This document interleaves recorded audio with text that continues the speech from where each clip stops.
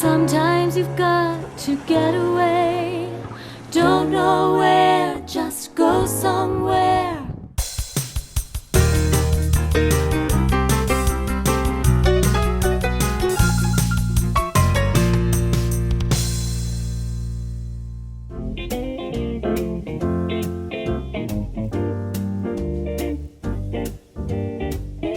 Welcome to Today in Charleston. We are sisters Gracie and Lacy, joining you from our social distance studios. If you're joining us live, hop on the chat and say hello.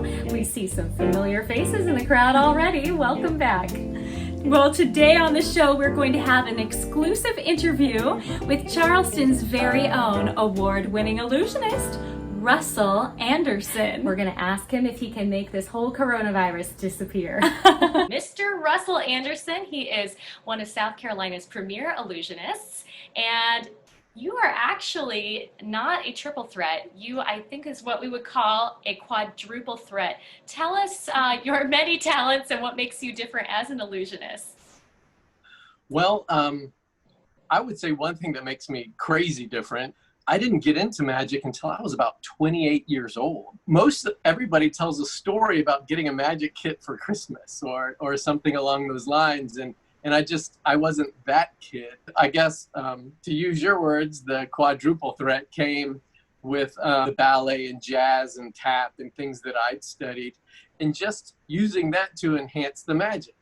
I was working for a theme park, trying to have a little bit of normalcy in marriage in the very beginning, and I blew out my ankle dancing. I was one of those guys that jumps up and touches his toes for absolutely no reason in the middle of a show. I was devastated. I was walking with a cane, with a limp, with all this craziness. It was actually a wonderful thing, hurting my foot, because it made me concentrate on other things. It made me concentrate on my solo show. I learned how to sew and all kinds of things with costumes and stuff like that while I was hurt. And I stumbled across the vault, the video vault, but this was the VHS vault. And there were magicians. And again, I wasn't big into magic yet. I really wanted to do it. I was talking to the guys that passed through the theme parks and the cruise ships and whatnot, but after watching a lot of these audition tapes is basically what they were. They were what we would call now a demo reel. And they're sending them in, and I watched some people that were famous before they were famous. So it was inspiring, because some of them were bad. And I imagine some of my first ones were really bad too. I looked at what they were doing, and I kind of put my own ideas together, sketched some things out, went to the people that designed the sets and such and said, this is my idea. Help me draw it up so I can build it. And that's where I got started with illusions. And because I had the girls, danced with them, put them in a box, contorted them a little bit, right? And shoved some swords through it and some tubes through it, spun it around, and wow, people really liked it. You recently performed on an HBO special, and Gracie and I performed on that series. We're going to show on the screen some flashback pictures. What was it like to go from live audience to television? It was really crazy. I'm glad you asked about that. Number one, I was awestruck. Just John Goodman and all those people. And while we were practicing, while we were doing our stuff, they walked up and they stood there. And then they started laughing. And then we finished it. And they kept standing there because, well, and then we looked around at the choreographer and everything. Let's do it again for John Goodman. And then he went and got another guy and another girl, and they came by. And that was just super cool to be appreciated. It was funny at the same time. It was supposed to be serious at the time, but I think the whole show is about comic relief, really. People that I know Facebook messaged and stuff and said, I just saw you, or were you on that episode of The Righteous Gemstones? And I said, I don't know what episodes I'm on. I tell you the truth, I really enjoyed what we did in the pilot more than what we actually did when we knew what was going on.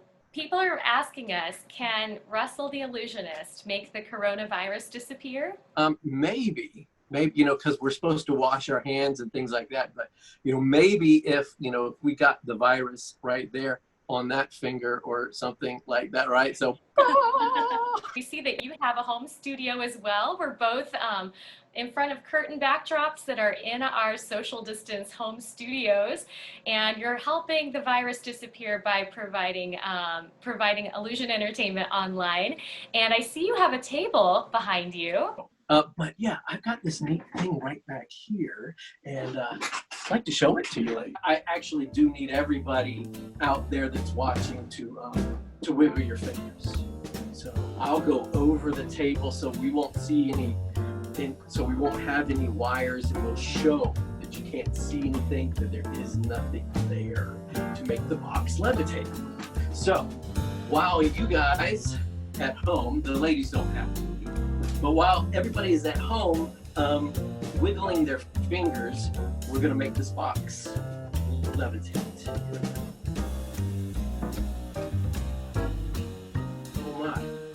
You guys are really magical, because we're making a lot more than the box levitate. It's the whole table. You are a performer whose faith is really important to you. How has your faith guided your career over the years?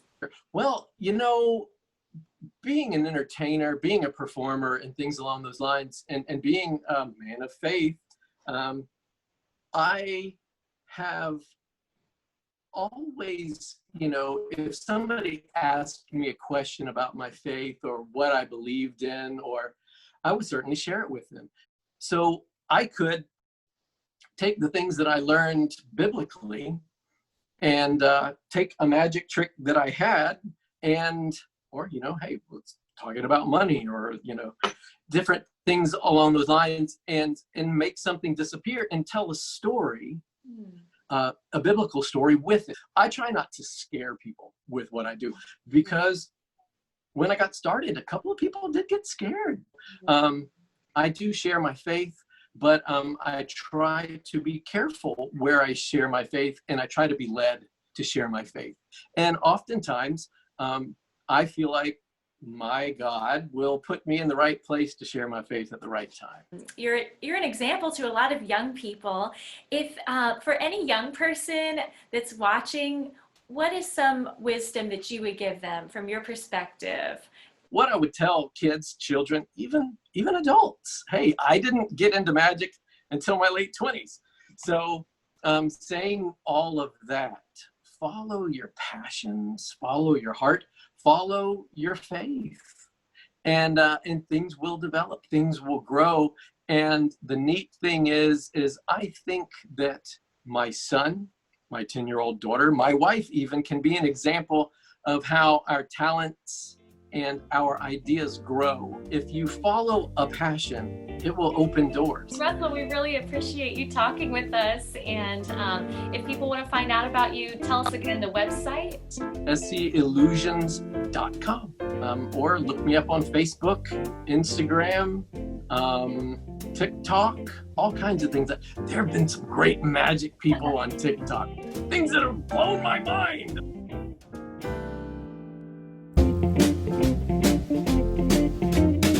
Maybe it's too hot outside for a picnic today, and if that is the case, you might consider making your very own pizza pie.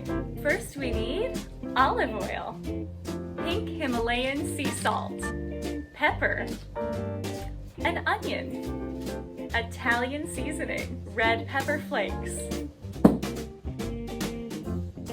tomatoes, sharp cheddar cheese, red sauce, and last but not least, dough.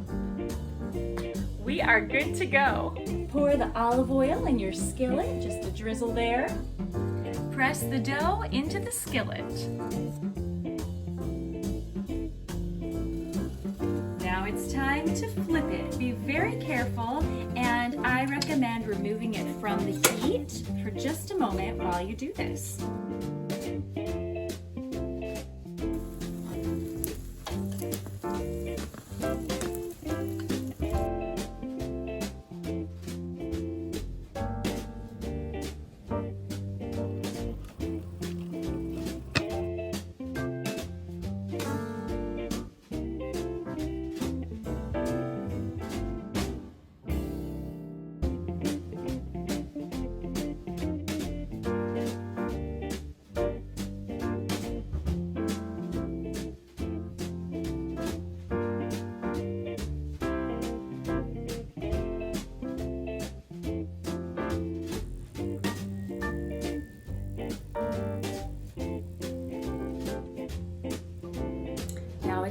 time to try it.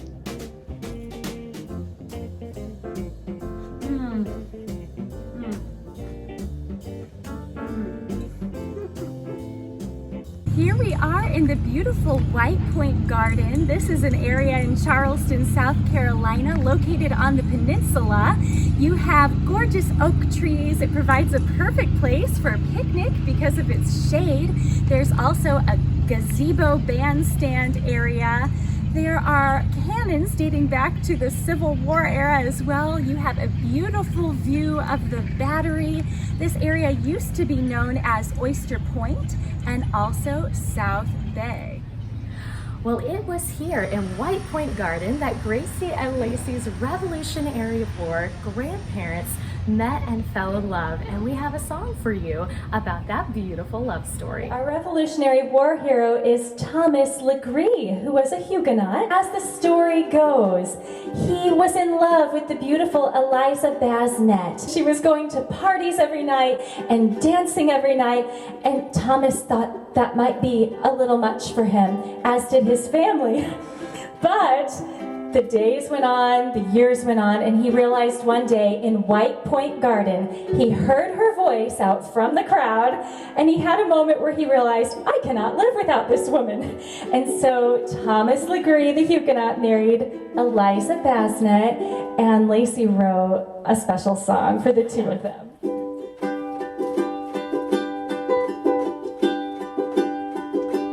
The night was young and so were we, the garden white and lined with trees. I prayed to heaven you would be the one for me. I heard your voice above the crowd, my heart it sang, I think it sang out loud. I prayed to heaven you would be the one for me. I tried to stay away, but love like it does, it always finds a way. I fell for you, for the one who makes me laugh. I fell for you, hand in hand at last I fell for you, on that perfect night in White Point Garden. I fell for you. Your life was so bright and gay, I fell for you right away. I prayed to heaven you would be the one for me. You've danced and lived a life so fine, how could it compare to mine? I prayed to heaven you would be the one, you'd be the one for me. Please don't ever change for me, 'cause love like it does, it always sets you free. I fell for you, for the one who makes me laugh. I fell for you, hand in hand at last I fell for you, on that perfect night in White Point Garden. I fell for you. Here at White Point Garden, I'm standing next to one of our iconic relics, a payphone. Payphones have not been seen for many years now. If you remember them, this is how they operate. You put coins in them and then you can talk. It's kind of like a cell phone, only more historic.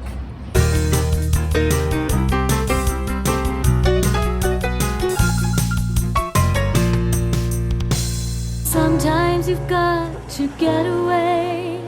Don't know where, just go somewhere.